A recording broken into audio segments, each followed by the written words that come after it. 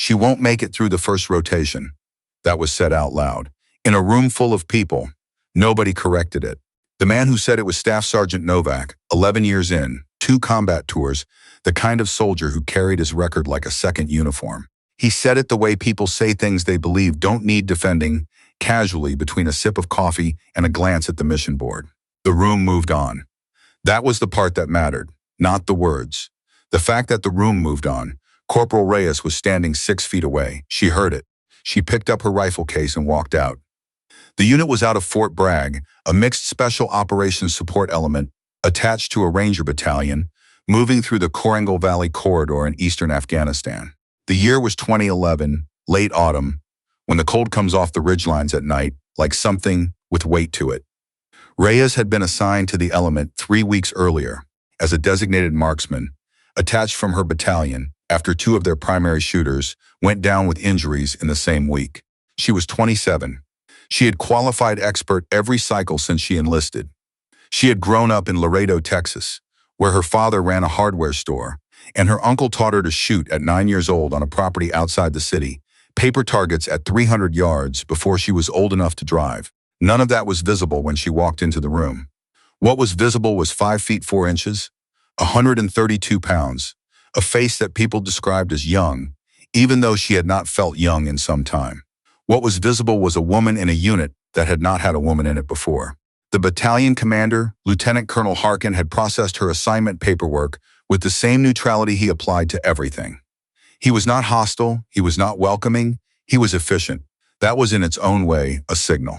Efficiency without acknowledgement was its own kind of message. You are here, we are not required to be happy about it, let's proceed. The team she'd been attached to had 6 members. She made 7. Their team leader was Captain Aldrich, thin and precise, with a habit of reading topographical maps the way other men read newspapers, unhurried, like the information was coming to him rather than the other way around. He had given her a direct briefing on her first morning.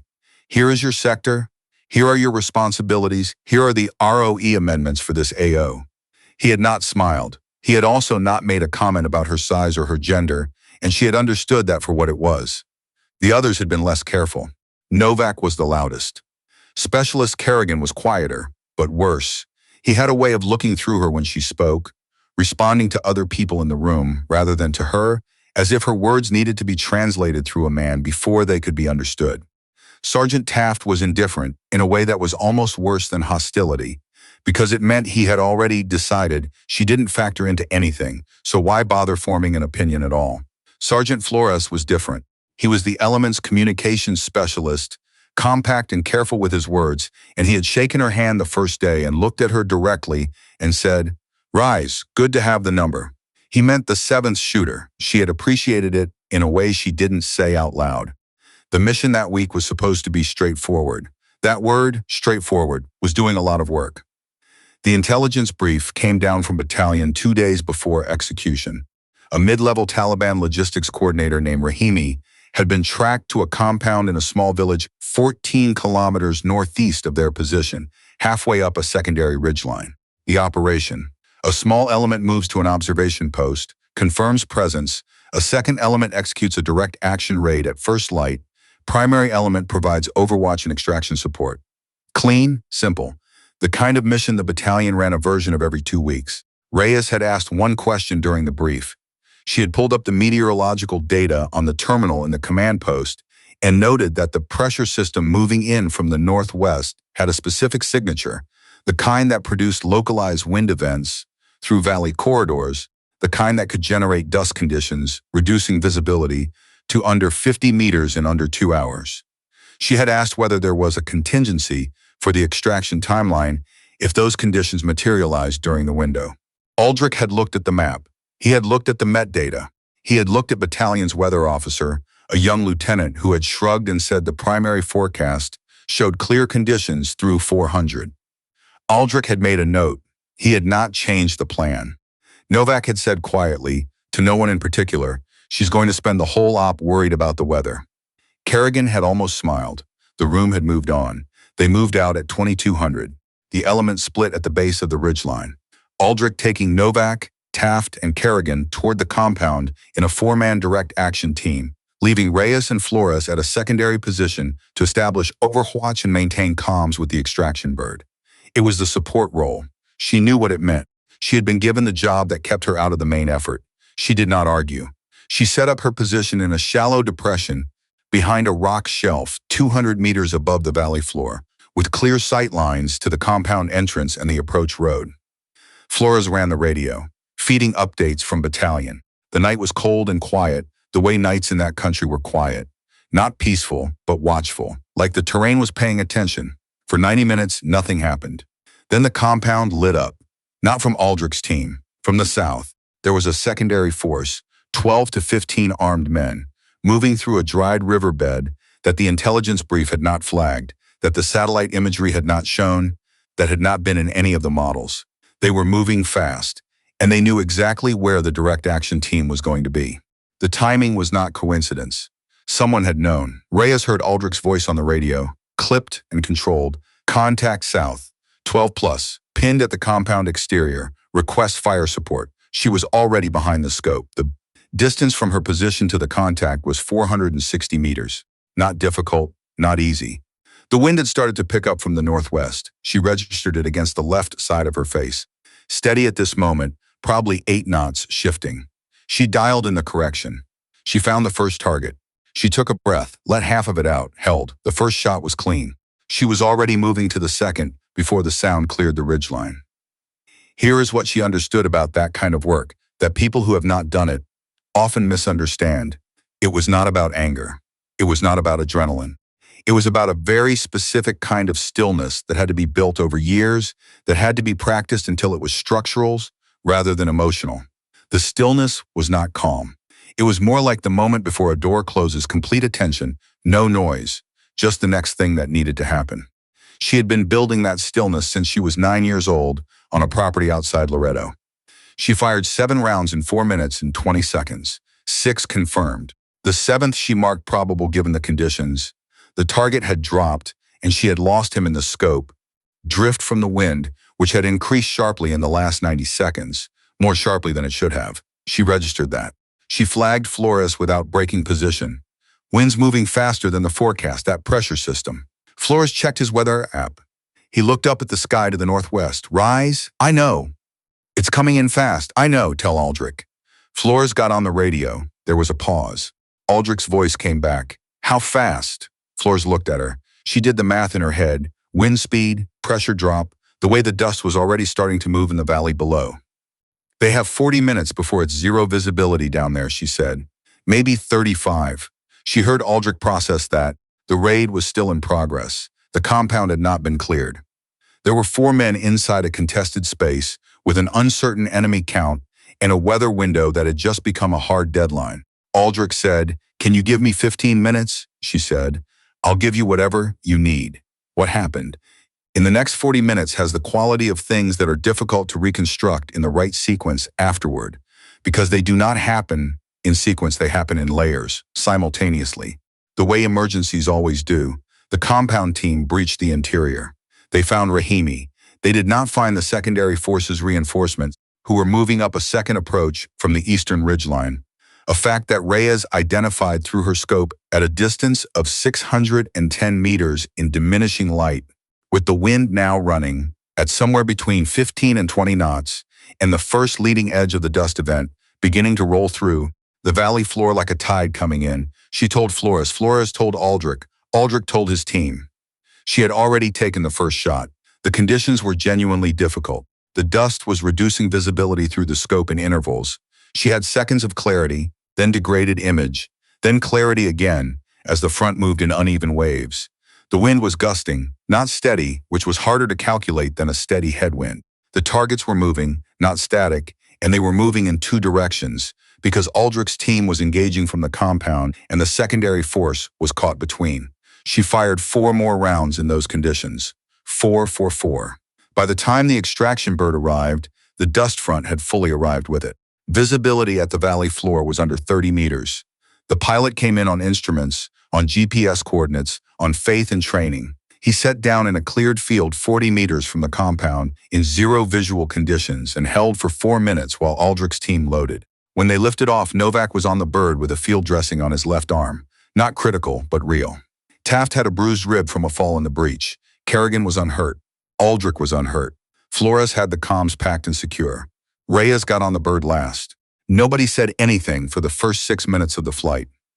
That was normal. That was the decompression, the slow re-entry into the understanding that the thing that had just happened was over. The sound of the rotors, the cold through the open door, the valley disappearing below the dust. It was Novak who spoke. He was looking at the field dressing on his arm, not at her. His voice was flat, not performative, the tone of a man saying something he had thought through and decided was accurate. "I would have been killed," he said. The second element. "I didn't see them coming up that ridge." Reyes said nothing. "You saw it from 600 meters in a dust storm." She looked out the open door. The ridgelines were gone. There was only the dust and the dark above it and the cold. 700, she said, and it wasn't a full storm yet. Novak was quiet for a moment. "Fair," he said. The debrief the next morning lasted 3 hours. Aldrich ran it with the precision she had come to expect from him. He went through every decision point, every contact, every round fired, every communication. He did it the way a surgeon would review an operation, not looking for blame, looking for accuracy. What happened, when, why? When he got to the overwatch segment, he pulled her sector log and read through it without comment for a long moment. 11 rounds, he said. "Yes, sir. 10 confirmed. The 7th was a probable. I lost the target in scope drift." "I'm counting it," he said. "The contact team confirms the kill."